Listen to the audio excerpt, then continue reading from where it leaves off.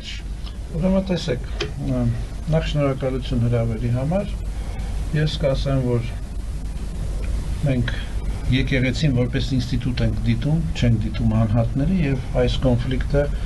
համաձայն եմ պարոն Խաչատրյանի հետ, որ արեստացին է, մենք մեր դիրքորոշումը հայտնել ենք քաղաքական իշխանության համար լուծումը մի քանի հարց, առաջինը անգլերեն կոչվում է crisis control, ստեղծում է արհեստական ճգնաժամ, որը որ կարգավորում է, քանի որ ոչ մի իշխանություն չի կարա դիմանա ճնշումներին, պետք է ստեղծի ճնշում, որը որ կարգավորում է, հետո լեգիտիմացնում է կառավարվող ընդդիմություններին, որ իր կողմից ստեղծված է, այդ կառավարող ընդդիմությունները հանդես գալով կամերաների դիմաց ձևավորում են առաջի դեմքերը, որը որ Հայաստանում մեծ պրոբլեմա ցուցակի առաջի դեմքեր չկան, բոլոր այդ կուսակցությունները տարապում են այդ առաջի դեմքի համար ցուցակի, հետո անգլերեն responsibility shift, այսինքն պատասխանատվության փոփոխություն, մի խոսքով մի քանի հարց է լուծում, բայց հիմա գանք բուն իմաստին մի թեթև շեղվենք թեմայից 631 թվականին, երբ որ մարգարե Մուհամեդը մեռնում է, պատմական դեպք է, դրանից հետո պետք է, քանի որ որդի չի ունենում, Ֆաթմայի ամուսին Ալին պետք է ղեկավարի այդ կրոնական կողմը, բայց լինում են նրա անգերները, Ալին լինում է 4-րդ, այսինքն Աբու Բակրը, Օմարը, Օսմանը, Ալին, եւ ստեղծվում է պարակտում, Սուննա Շիա։ Դարերով այդ պարակտումը երբեք չի վերացել, ոչ ոքի չի հաջողվել այդ պարակտումը 15 թվականին Քուվեյթում մսկիթ պայթացրեցին,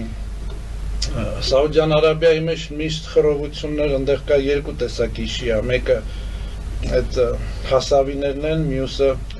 հրեական մնացած, որ հուտիների յամերը կամ նաջրանները, մի խոսքով մենք այնքան խելոք գտնվեցինք, որ 44 օրյա պատերազմի ժամանակ շիա-սուննա կոնֆլիկտը վերացրեցինք, այսինքն այդ 1400 տարի թշնամությունը մենք բերեցինք, միացրեցինք մեր գլխին, 1400 տարին այն երբեք չեն միավորվել, Սիրիա, Լիբանան, Հիզբուլլա, մի խոսքով ատելություն, բայց մեր ղեկավարությունը, մեր դեսպանատությունը, մեր հետախուզությունը այնքան հիմար գտնվեց, որ չհասկացա, որ դա կրոնադավանական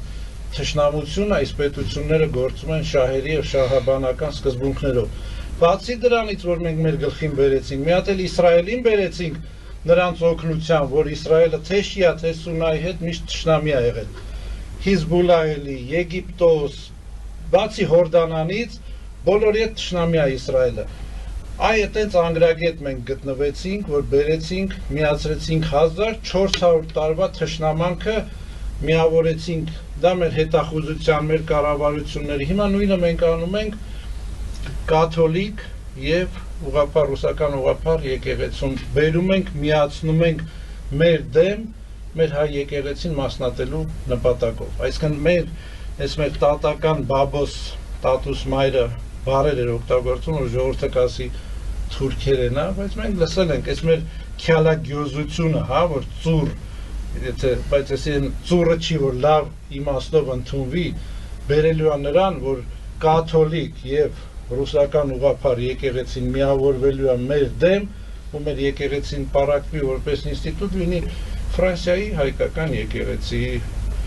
Արմյանսկա եպարխիա, այդ դրան է բերելու։ Ես ուզում եմ այդ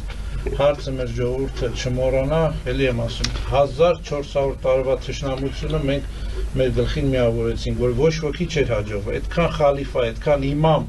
երբեք չէին կարողացել այդ երկու կրոնական դավանանքի միջի թշնամությունը վերացնել, մենք արեցինք։ Իսկ այնուամենայնիվ, այս ճգնաժամի պատճառը դուք ներսից եք տեսնում, թե դրսի պատվեր որպես։